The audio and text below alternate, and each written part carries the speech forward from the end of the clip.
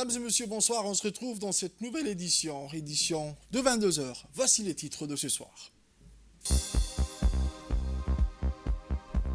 Dans l'actualité nationale, le lancement du colloque régional sur les 50 ans de l'alphabet afar.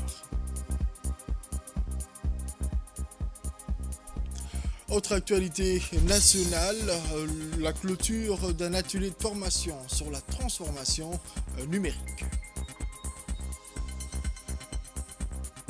Aux nouvelles mondiales à présent, dans la bande de Gaza. La faim ravage les familles, la survie passe par l'aide humanitaire. Les détails dans ce journal de ce soir. Le journal au complet à présent, mesdames et messieurs, mentionné dans le titre sous le patronage de son Excellence, Madame la ministre de la Jeunesse et de la Culture, le Dr Hibo Moumin Assowe. L'association Demis et Redo a organisé ce matin au Palais du Peuple un colloque sur l'alphabet afar depuis 1974. Sous le haut patronage de son Excellence, Madame la ministre de la Jeunesse et de la Culture, Hibo Moumin Assowe, l'association Demis et Redo a organisé ce matin au Palais du Peuple un colloque sur l'alphabet afar depuis 1974, c'est-à-dire après 50 ans. L'écriture de la langue afar a vu le jour grâce à l'initiative de Ahmed Abdallah Demis et Abdelkader Djamaladine qui ont proposé à l'association UDC qui a édité les premières publications et c'était de la transcription officielle de la langue afar. Cette année marque un jalon significatif dans l'histoire de la langue afar. Cette langue vibrante a été un vecteur essentiel de culture et d'identité, de communication pour les communautés afar réparties dans les pays de la Corne d'Afrique, notamment Éthiopie, Djibouti et l'Érythrée et la diaspora de par le monde. Les travaux de cet événement vont se poursuivre jusqu'à demain avec un programme riche en activités. L'association Demis et Redo, présidée par Mme Halima Aden, a pris l'initiative d'organiser ce colloque pour débattre sur l'évolution de la langue afar depuis 50 ans avec le soutien du gouvernement dont le Premier ministre. Une forte délégation de la région afar de l'Éthiopie a participé à ce colloque pour apporter leur éclairage sur le développement et le progrès depuis le début de la transcription de la langue afar. Comprenant des allocutions, des performances culturelles et des ateliers sur la langue afar, l'histoire de la culture afar, des linguistiques, des écrivains et des membres de la communauté afar sont réunis pour discuter de l'évolution de la langue et de son impact sur la société. La transcription de la langue afar est non seulement aider à sa préservation, mais également à faciliter l'éducation et la communication parmi les jeunes générations. Durant ces colloques organisés par l'association Demis et Redo, des discussions sur les défis et des perspectives de la langue afar, surtout à l'époque du numérique, seront à l'ordre du jour. Étaient également présents le président de l'université de Samara, Mohamed Ousmane, et le président de l'académie de la langue afar, basé à Samara. Le ministre de la Jeunesse de la région afar de l'Éthiopie a indiqué dans ses propos que la transcription de la langue afar a non seulement aidé à sa préservation, mais également facilité l'éducation et la communication parmi les jeunes générations. On écoute à présent le discours prononcé de la ministre de la Jeunesse et de la Culture de Djibouti, le Dr Hibo Moumin Assowe. Voici ses dires. Cet anniversaire est l'occasion de réfléchir ensemble aux défis, obstacles, progrès et perspectives de notre langue dans un monde en perpétuelle évolution où les numériques jouent un rôle de plus en plus déterminant.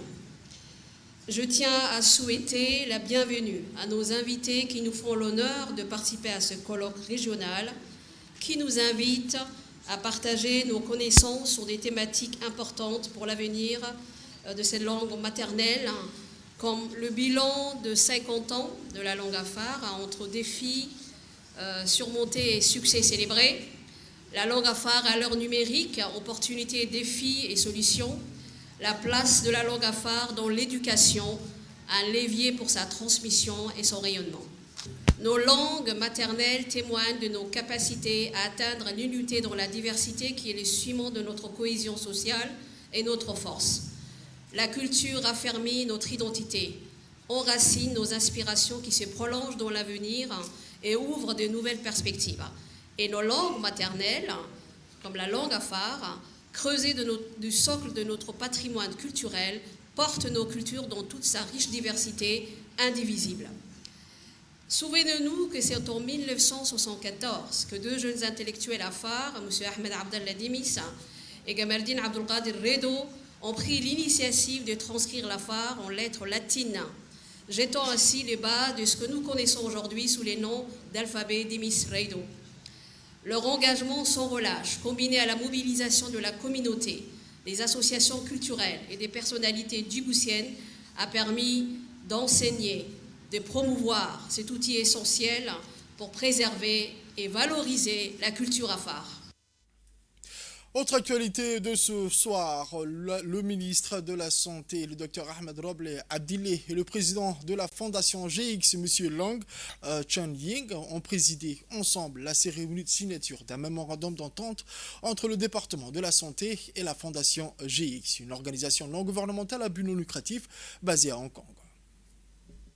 De la santé, Dr Ahmed Roble Abdile et le président de la fondation GX, Leung Chung, ont présidé ensemble la cérémonie de signature d'un mémorandum d'entente entre le département de la santé et la fondation GX, une organisation non gouvernementale à but non lucratif basée à Hong Kong. Ont assisté à cette rencontre l'ambassadeur de la Chine à Djibouti, le secrétaire général du ministère de la Santé ainsi que de hauts cadres du ministère de la Santé. Ces mémorandums s'inscrivent dans l'esprit de la coopération des relations internationales dans le cadre de l'initiative La ceinture et la route du soie conduite par le gouvernement chinois. La fondation GX lancera en collaboration avec le ministère de la Santé plusieurs projets, notamment l'élargissement du projet dédié à l'élimination de la cécité causée par la cataracte dans les régions de l'intérieur et un autre projet de lutte antivectorielle, moustiques et mouches. Ainsi, la fondation mettra à disposition du département concerné des matériels et des équipements dans le cadre de la lutte antivectorielle. Toujours dans l'actualité nationale, l'ambassade de l'Inde en République de Djibouti, en collaboration avec le secrétariat d'État chargé des investissements, a organisé hier soir au Kempinski Palace le deuxième forum d'affaires entre Djibouti et l'Inde. Ce deuxième forum a permis à les deux parties de présenter les projets réalisés au fil des années ainsi que les opportunités d'investissement disponibles en République de Djibouti afin de renforcer les liens économiques et commerciaux entre les deux pays. Cet événement a été co-présidé par la secrétaire d'État chargée des investissements, Mme Safia Mohamed Ali Gadile, et l'ambassadeur de l'Inde à Djibouti, ainsi des représentants des secteurs publics et privés issus de la République de Djibouti et de l'Inde. L'objectif principal était de promouvoir des partenariats stratégiques, d'encourager les investissements dans des secteurs clés comme la logistique, l'énergie renouvelable et les infrastructures, mais aussi de diversifier les opportunités commerciales. La secrétaire d'État chargée des investissements, Mme Safia Mohamed, a fait remarquer dans ses propos que la croissance des investissements entre la République de Djibouti et la République de l'Inde est appelée à simplifier davantage dans les années à venir, soutenue par les réformes et les initiatives mises en place par le secrétariat d'État chargé de l'investissement et du développement du secteur privé. Notre mission, a-t-elle indiqué, est d'accompagner activement les opérateurs économiques à chaque étape de leur projet d'investissement en assurant leur réussite et leur contribution à la transformation économique de Djibouti. Depuis 2003, a-t-elle ajouté, la République de Djibouti et la République de l'Inde se sont engagés à promouvoir et à renforcer les investissements. Ensemble, nous souhaitons construire des partenariats solides et mutuellement bénéfiques qui favorisent la collaboration entre les secteurs privés et publics et font avancer des projets stratégiques et impactants. Djibouti vous offre, a-t-elle ajouter un environnement propice aux affaires avec un ensemble d'avantages uniques, notre stabilité politique et économique associée à un accès simplifié aux services d'appui par le biais du secrétariat d'État garantit la bonne mise en œuvre des projets. De plus, Djibouti offre des employés qualifiés et disponibles, des infrastructures solides et la conclure en indiquant une gamme d'incitations fiscales et économiques toutes conçues pour faciliter votre réussite et la croissance de notre nation, a conclu la ministre. À la fin de cette soirée gala marquant la deuxième forum des affaires entre la République de Djibouti et l'Inde, la secrétaire d'État chargée des investissements et du développement du secteur privé, Mme Safia Mohamed, a réagi devant nos micros, indiquant que la République de Djibouti offre un environnement propice pour les investisseurs. On écoute ses propos. Présenter aux investisseurs, aux potentiels investisseurs émanant de l'Inde, les opportunités existantes en République de Djibouti. Nous avons expliqué que le secrétariat d'État en charge des investissements et du développement du secteur privé le soutiendra pour développer leurs projets en République de Djibouti et que toutes les facilités, qu'il est facile aujourd'hui de faire affaire en République de Djibouti, toutes les conditions sont réunies pour développer les investissements. Les infrastructures sont développées, les ressources humaines sont formées et sont en effectif. Les jeunes, les femmes formées, diplômées, ils trouveront la main-d'œuvre disponible. Nous avons également présenté aux investisseurs de l'Inde les données spécifiques qui intéressent les investisseurs. Ce matin, au siège du Parlement, la Commission des finances, de l'économie générale du plan a analysé les comptes financiers de 3 établissements publics. L'Agence nationale des systèmes d'information de l'État, l'Office djiboutien du développement de l'énergie géothermique et l'Agence nationale des personnes handicapées pour l'exercice 2023. Cette séance, dirigée par l'honorable Charmark Moussa Aré, président de la Commission des finances, est tenue en présence de M. Almis Mohamed Abdullahi, secrétaire général du gouvernement, ainsi que des représentants des établissements concernés, notamment les directeurs généraux et l'agent comptable de chacun. En termes de ces délibérations, la Commission des finances de l'économie générale du plan a émis un avis favorable sur les comptes financiers examinés et les a transmis pour adoption lors de la prochaine séance publique de l'Assemblée nationale.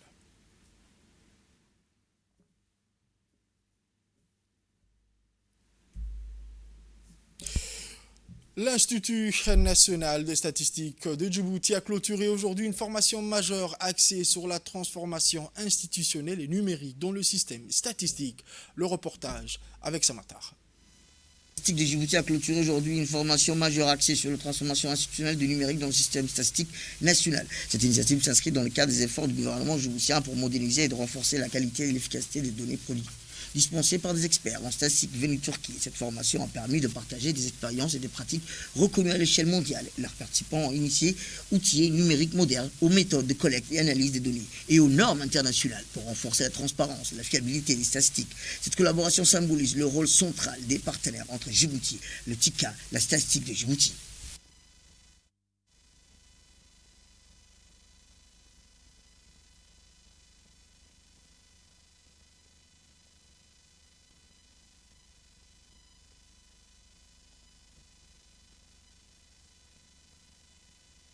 Je suis très content d'être ici.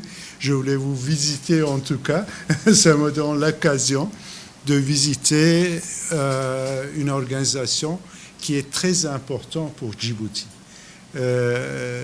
Ce n'est pas seulement ce petit projet, mais c'est un appui continu de Turquie vers Djibouti.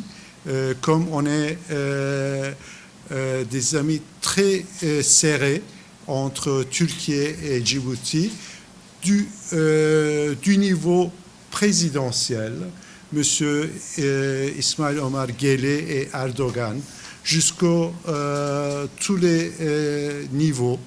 On est 2 pays frères et amis. On écoute à présent les propos du directeur général de l'INSTAD, le docteur Ibrahim Abdi Hadi. Une profonde gratitude que nous nous retrouvons aujourd'hui pour clôturer cet atelier sur la transformation institutionnelle et numérique dans les systèmes statistiques de Djibouti. Permettez-moi, monsieur l'ambassadeur, tout d'abord d'adresser mes plus sincères remerciements à nos partenaires, en particulier l'ambassade de Turquie à Djibouti, l'Institut des statistiques de Turquie et l'agence TICA. Votre expertise, votre soutien technique et votre coopération constante témoignent de la force des relations bilatérales entre nos 2 nations et du rôle crucial que joue la coopération sud-sud dans le renforcement des capacités institutionnelles. Je tiens à saluer l'engagement et l'enthousiasme de chaque participant ici présent. Vous avez démontré un intérêt sincère et un désir de transformer les systèmes statistiques de notre pays. Un pilier essentiel pour une gestion éclairée et des décisions basées sur des données probantes. Mesdames et messieurs, dans un monde de plus en plus tourné vers la transformation numérique, les données sont devenues un levier stratégique pour la prise de décisions éclairées et l'élaboration des politiques publiques efficaces. C'est précisément ce qui confère une importance capitale à la transformation de notre système statistique. Nous devons faire en sorte que nos institutions soient capables d'exploiter pleinement les potentiels de nouvelles technologies pour produire des données fiables, rapides et pertinentes. La protection civile de Djibouti a organisé une cérémonie marquant la fin de la formation qui s'est déroulée du 17 au 28 novembre 2024 et qui a vu la participation de 15 sapeurs-pompiers djiboutiens. Encadrée par la force des armées françaises stationnées à Djibouti, cette formation intensive a permis aux participants de renforcer leurs compétences en gestion des incendies et de mieux répondre aux situations d'urgence. Les sapeurs-pompiers formés ont ainsi acquis des connaissances pratiques et théoriques sur les stratégies de lutte contre les incendies, la gestion des équipes et la coordination des interventions dans des conditions complexes. Cette formation constitue un pas important vers l'amélioration de la réponse aux catastrophes naturelles et aux incendies, renforçant ainsi la sécurité et la résilience de la population djiboutienne face aux risques.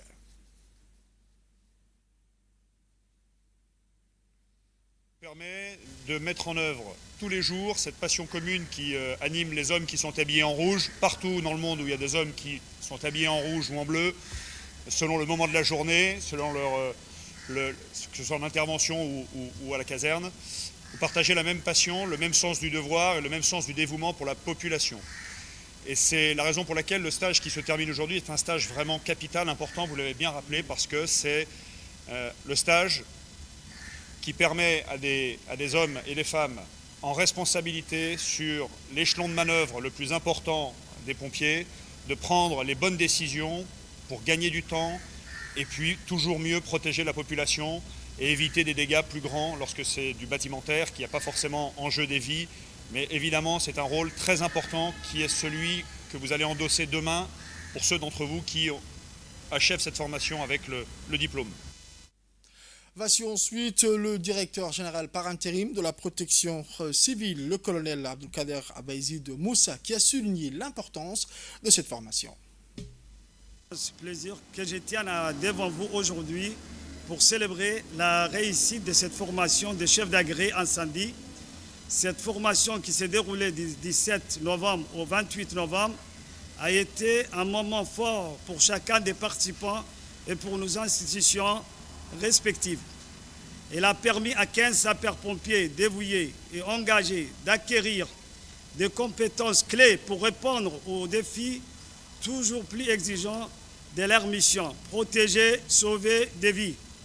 Je tiens tout particulièrement à féliciter les candidats pour leur engagement et leur persévérance tout au long de ces 2 semaines intensives.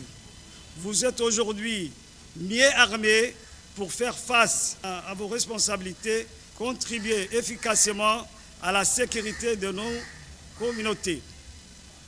Mes remerciements vont également aux 2 sous-officiers de la brigade des sapeurs-pompiers de Paris qui ont dispensé cette formation.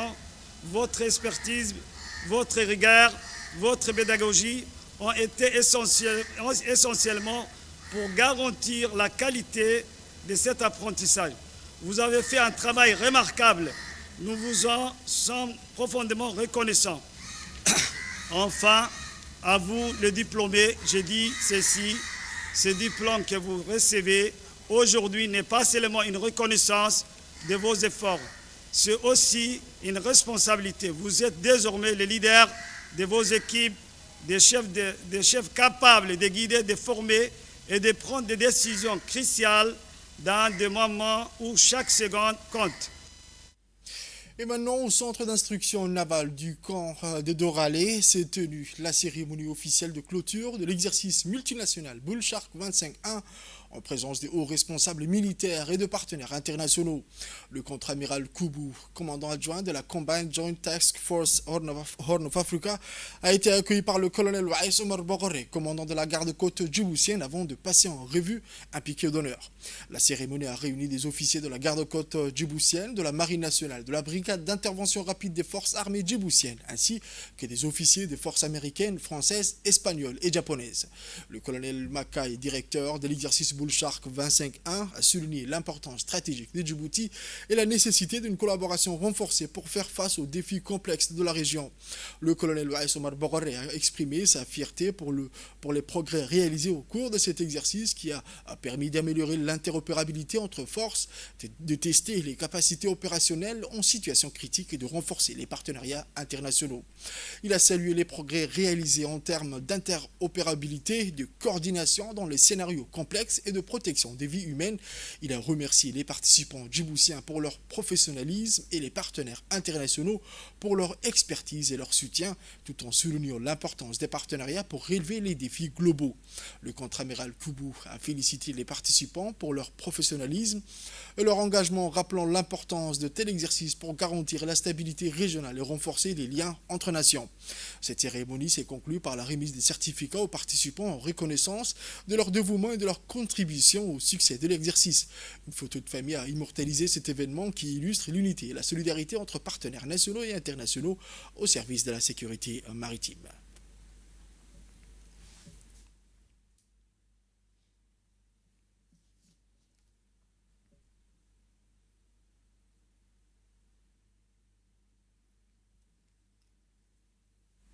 Le contre-amiral Koubou a souligné le succès de l'exercice Bull Shark 25-1 qui a démontré la solidité des partenariats et l'engagement des participants envers des objectifs communs de sécurité globale et d'interopérabilité.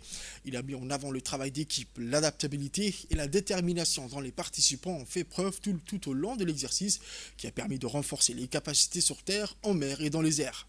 Reconnaissant cet événement comme une étape importante vers un avenir plus sûr, il a exprimé sa gratitude pour le dévouement de tous les participants et son optimisme pour une collaboration continue lors des prochaines éditions de Bull Shark.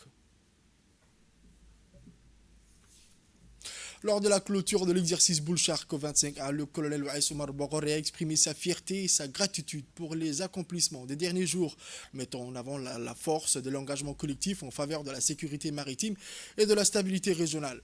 Cet exercice a réuni la garde-côte djiboutienne, la marine et le bataillon d'intervention rapide, ainsi que de partenaires internationaux des États-Unis, de la France, de l'Espagne et du Japon dans un esprit de collaboration exemplaire.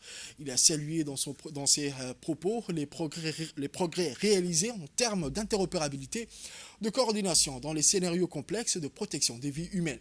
Il a remercié ensuite les participants djiboutiens pour leur professionnalisme et les partenaires internationaux pour leur expertise et leur soutien, tout en soulignant l'importance des partenariats pour relever les défis globaux. L'exercice a permis de renforcer les capacités opérationnelles et les liens de coopération, préparant ainsi un avenir plus sûr pour la région.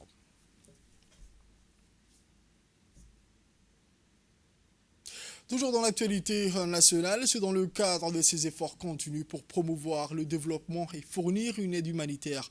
Le bureau de Qatar Charity à Djibouti a organisé une cérémonie pour marquer l'arrivée du premier lot d'aide en présence de M. Mohamed Darham, chargé d'affaires de l'ambassade du Qatar, de représentants des ministères ainsi que de responsables de l'Agence nationale pour les personnes en situation de handicap. Lors de cette cérémonie, les conteneurs ont été réceptionnés par Mme Rada Ezzedine, directrice du bureau de Qatar Charity à Djibouti. 4 conteneurs sur un total de 16 prévus ont été livrés pour soutenir les populations vulnérables avec pour objectif de répondre à leurs besoins essentiels et d'améliorer leurs conditions de vie. Cette initiative s'inscrit dans une série de projets de développement humanitaire et de secours menés par Qatar Charity à Djibouti.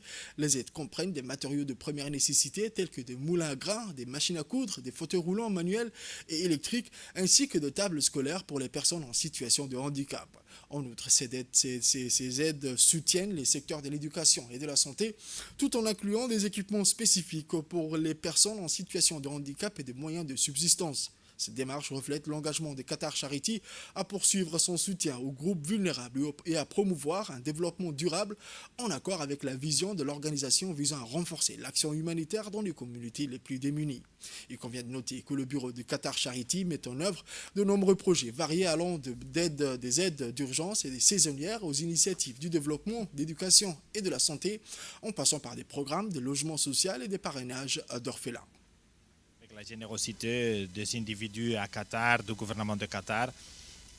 Nations Unies commence maintenant un partenariat avec Qatar Charity. Je remercie aussi les collègues de Qatar Charity pour leur confiance dans le système des Nations Unies.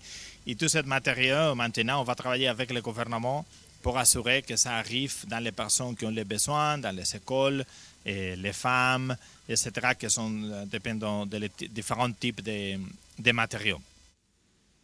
Madame Rada Ezzedine, directrice du bureau Qatar Charity à Djibouti, a souligné que ces conteneurs s'inscrivent dans un plan global de distribution des aides en plusieurs phases avec la livraison des conteneurs restants prévus dans les semaines à venir. Elle a également insisté sur l'importance de collaborer avec les autorités gouvernementales et les partenaires locaux pour garantir une distribution rapide des aides aux bénéficiaires. Les produits que nous offrons, a-t-elle ajouté, se repartissent en plusieurs secteurs principaux, notamment la santé, l'éducation, la protection sociale et l'autonomisation économique. Ces initiatives ciblent diverses catégories telles que la jeunesse, les femmes et les personnes en situation de handicap, dans le but de promouvoir le développement durable et de renforcer la solidarité sociale au sein de la société djiboutienne, conformément à la vision et aux objectifs de Qatar Charity dans le service de l'humanité. Direction Île Moucha à présent, où dans le cadre de la 6e édition de la Semaine nationale du handicap, l'Agence nationale des personnes handicapées, en collaboration avec l'ANT, l'Agence nationale du tourisme et la garde-côte djiboutienne, a organisé une excursion à l'Île Moucha pour les personnes en situation de handicap. Dans le cadre de la 6e édition de la Semaine nationale du handicap, l'Agence nationale des personnes handicapées, en collaboration avec l'Agence nationale du tourisme et les gardes-côtes, ont organisé une excursion de l'île Moucha pour les personnes en situation de handicap. Cette journée a offert aux personnes en situation de handicap l'opportunité de découvrir la richesse et la diversité de la faune et de la flore sous-marine par une visite guidée des mangroves. Au programme, une plongée sous-marine spécialement adaptée permettant aux participants de découvrir les richesses sous-marines. Ce fut une expérience mémorable pour tous. Les personnes en situation de handicap ont pleinement profité de cette occasion unique pour explorer la richesse du monde marin. À leur retour, elles ont été chaleureusement accueillies par le directeur général de l'ANPH et le colonel de la garde-côte, ainsi que le directeur de l'Agence nationale du tourisme. Des activités ludiques et de natation ont été organisées et les personnes ont pu profiter pleinement de l'environnement exceptionnel de cette plage encadrée par des professionnels de la garde-côte qui ont tous mis en œuvre pour faire de cette journée une occasion mémorable. Le directeur général de l'ANT a indiqué que cette journée était marquée par une joie et une fierté indescriptibles. Une journée de sensibilisation pour la découverte des îles Moucha Mascali. C'était une journée qu'on a aimé associer avec, dans les cadres de cette semaine avec l'ANPH et la garde-côte. C'était une journée destinée à montrer les bienfaits du tourisme, surtout les touristes balnéaires aux handicapés. Donc une trentaine de personnes ont pour la première fois, pour la plupart, visité et découvert l'île. Ils ont pu réaliser des activités de plongée, mais aussi des activités de baignade. Il y avait aussi une séance éducative. On les a aussi montré les bienfaits des mangroves et aussi de l'écosystème sous-marin, les coraux et la biodiversité des fonds marins. Donc l'important, c'est justement de montrer que le tourisme est avant tout inclusif et que toute personne, quel que soit son handicap, peut profiter des bienfaits du tourisme. Aujourd'hui, on parle d'un tourisme inclusif qui est une composante du développement durable. Donc ça, c'est le point important. Et vraiment, nous, en tant qu'Agence nationale du tourisme, on va toujours s'efforcer pour permettre à ces cibles de profiter des bienfaits du tourisme. Deuxièmement, on voudrait aussi passer un message à tous les opérateurs touristiques, qu'ils soient opérateurs de logistique, ça veut dire un opérateur balnéaire, un transporteur des bateaux qui dispose des bateaux, ou bien un transporteur qui dispose des véhicules, y compris aussi les hôteliers, les restaurants qui sont sur les sites touristiques.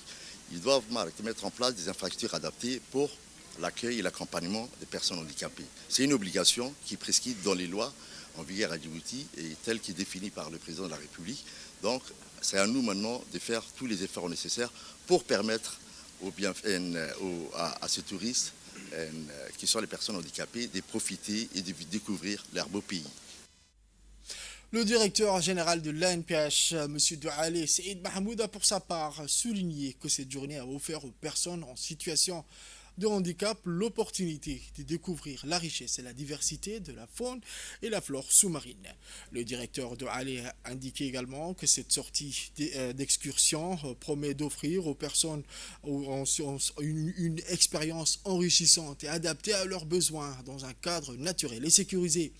Le directeur général de l'ANPH a remercié le colonel Waïs Omar Bokore et la garde-côte pour son soutien inestimable, tant à travers la logistique que la plongée, afin de garantir la sécurité aux mers. Il a tenu également à exprimer sa profonde reconnaissance à l'ANT, l'Agence nationale du tourisme, pour sa collaboration précieuse qui a grandement contribué à la réussite de cette belle journée. Cette initiative, a-t-il conclu, s'inscrit dans le cadre de la politique du président de la République, Al-Hajj Ismaël Omar Guelleh, en ce qui concerne le soutien aux personnes en situation de handicap. Direction Ali Sabi à présent, où dans le cadre du projet d'appui aux filières agricoles résilientes, l'unité de gestion du projet du ministère de l'Agriculture, de l'Élevage et de la Pêche a lancé les ateliers régionaux d'information et de sensibilisation dans la région d'Ali Sabi et d'Ikil. Projet d'appui aux filières agricoles résilientes, l'unité de gestion du projet du ministère de l'Agriculture, de l'Élevage, de la Pêche a lancé des ateliers régionaux d'information et de sensibilisation à Ali Sabi et à Dikil du 26 au 27. Ces rencontres seront suivies des autres régions concernées par les projets, notamment Tadjoura, Obok, Arta et la périphérie de la capitale. Ces ateliers marquent le début d'un programme national ambitieux visant à renforcer le secteur agricole grâce à des initiatives ciblées et inclusives.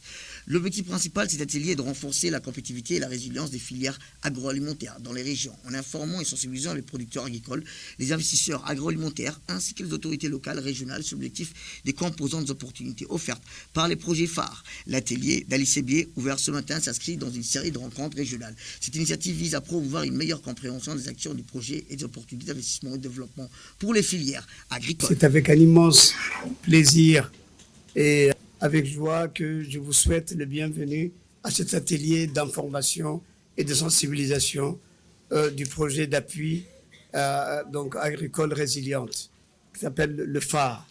C'est un premier atelier que nous tenons à Ali Sabi, qui est le début d'une série d'ateliers qu'on va tenir dans les autres régions, bien sûr. Il s'agit donc d'un projet qui s'inscrit dans le cadre du changement de stratégie du gouvernement qui a jusqu'à présent, depuis l'indépendance, a fait beaucoup d'interventions, beaucoup d'actions pour mobiliser les eaux, pour vraiment installer les agriculteurs. Et donc actuellement, il s'agit vraiment d'investir et surtout d'appuyer des agriculteurs et des éleveurs qui doivent produire national, c'est-à-dire vraiment une production nationale. Nous savons qu'il y a beaucoup de facteurs limitants au niveau de l'agriculture. On sait que les gens d'Assamo, les sites agricoles d'Ali Sabi produisent beaucoup. Le préfet de la région d'Ali Sabi a souligné l'importance stratégique du projet nommé phare. Je tiens à remercier le ministère de l'Agriculture qui a tenu à mettre en œuvre ce projet à travers l'unité de gestion de projet pilotée par l'agronome Bragoita et son équipe. Donc ce projet d'appui filière agricole résiliente intitulé « Aujourd'hui, ils sont là pour informer, pour sensibiliser de l'objectif de ce projet qui touche plus ou moins les agriculteurs, les éleveurs et les agro-pastorales. » Donc l'objectif, c'est de faire face à leurs défis. Je sollicite surtout les participants qui sont là aujourd'hui de comprendre quelles sont les conditions, quel est l'objectif, qu'est-ce qu'on recherche. Si vous avez des questions, n'hésitez pas. N'hésitez pas à poser des questions et à mieux comprendre pour que vous puissiez formuler des projets afin de faire face aux goulets d'étranglement, aux obstacles auxquels vous faites face. Je pense que c'est une orientation et une volonté politique du président de la République qui souhaite qu'on puisse faire face à la résilience. Direction le Nord à présent, où une cérémonie historique de déclaration publique d'abandon total de toute forme de mutilation génitale féminine s'est tenue à Tadjoura, Rwanda. Cette cérémonie organisée par le comité de gestion communautaire de Rwanda sous la houlette de l'Union nationale des femmes djiboutiennes en collaboration avec l'UNICEF s'insère dans le cadre de la campagne nationale de 16 jours d'activisme et des engagements internationaux, notamment ceux de l'objectif de développement durable qui appelle à éliminer toutes les pratiques néfastes, y compris les MGF et les mariages précoces. Cet événement a rassemblé une délégation conduite par la coordinatrice des programmes de l'UNFD, Mme Rouria Ali, les représentants des autorités locales de Rwanda, les leaders communautaires, les partenaires en développement et les membres de la communauté pour affirmer un engagement commun et déterminé en faveur des droits humains, en particulier les droits des femmes et des filles. Elle avait pour objectif d'annoncer publiquement et solennellement la fin de cette pratique néfaste en s'appuyant sur des engagements pris par la communauté locale de Rwanda de renforcer la sensibilisation sur l'importance des droits humains et de l'égalité des sexes dans la construction d'une société inclusive et pacifique, mais également d'encourager les parties prenantes, notamment les partenaires, à consolider les actions de prévention et de prise en charge des survivantes. Des témoignages poignants de survivantes et des champions locaux de la lutte contre les MGF ont été effectués. Le CGC de Rwanda a présenté un plan d'action sur 10 ans visant à renforcer les mécanismes communautaires pour promouvoir, protéger et défendre les droits humains au niveau local. En guise de reconnaissance et de remerciement, un cadeau symbolique a été remis aux responsables du CGC pour leur travail inlassable et leur engagement exceptionnel.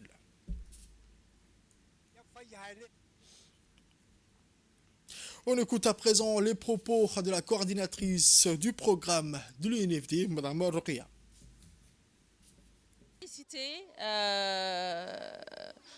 Finalement, l'objectif pour lequel nous sommes aujourd'hui ici, c'est une déclaration publique d'abandon total de toute forme de mutilation génitale féminine.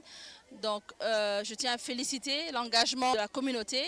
C'est une communauté qui est consciente, qui a un plan d'action et nous sommes tout à fait engagés à vous soutenir dans la réalisation de son plan d'action que nous représentons ici et qui est présidé par son Excellence, la Première Dame et Présidente de l'UNFD, est engagée et a toujours travaillé avec ses partenaires, notamment avec l'UNICEF, au renforcement, à la structuration communautaire. C'est surtout une volonté politique, une volonté engagée, une volonté très renforcée du président de la République, son Excellence Maaloum Merguele, qui vraiment ne ménage aucun effort, en fait, qui a mis en haut de l'échelle les droits de la femme, et vraiment nous en remercions. C'est un travail qui a commencé depuis 10 ans. Nous pouvons toucher le fruit de ce travail aujourd'hui, car nous arrivons à apprécier et à voir que c'est une communauté finalement engagée. Nous avons pu voir ici une vision commune de leur communauté. Donc je remercie également la jeunesse de cette localité, vraiment la jeunesse de Rwanda, les jeunes filles, les garçons, vraiment merci beaucoup. C'est une vision qui a démarré avec les mutilations génitales féminines à l'époque, et avec le temps, on a pu intégrer les droits humains de manière générale et l'intérêt général. C'est une communauté qui s'est imprégnée de ce travail. L'Union nationale des femmes djiboutiennes, je tiens à réitérer d'abord l'engagement de l'Union nationale des femmes djiboutiennes vraiment à soutenir, à promouvoir les droits de la femme, des jeunes filles, mais surtout les droits de la famille, que ce soit dans les localités les plus reculées à Djibouti-Ville. Aux nouvelles mondiales à présent, je vous le disais dans les titres, dans la bande de Gaza, à Dar el-Balah, dans le centre de la bande de Gaza, des dizaines d'enfants accompagnés de leurs familles patientes sous un ciel gris, leur casserole vide à la main. Le reportage. Dans le centre de la bande de Gaza, des dizaines d'enfants accompagnés de leurs familles patientes sous un ciel gris, leur casserole vide à la main. Devant eux, une cuisine gérée par une association caritative distribue des repas chauds. Un geste devenu vital pour des milliers de déplacés dans une enclave où la faim domine désormais le quotidien. La majorité des habitants de Gaza ont été contraints de fuir leur maison depuis le début du conflit. La guerre, qui dure depuis plus de 14 mois, a plongé l'enclave dans une série humanitaire sans précédent. Les marchés sont vides, les denrées alimentaires rares et les prix hors de portée pour la plupart. Les associations caritatives tentent de répondre aux besoins urgents, mais elles sont débordées. La file d'attente devant ces cuisines populaires s'allonge chaque jour. Et pour beaucoup, ces repas sont devenus l'unique source de substance. C'est tout pour ce journal de ce soir, mesdames et messieurs. Merci à vous de l'avoir suivi et restez avec nous pour la suite du programme sur Télé Djibouti.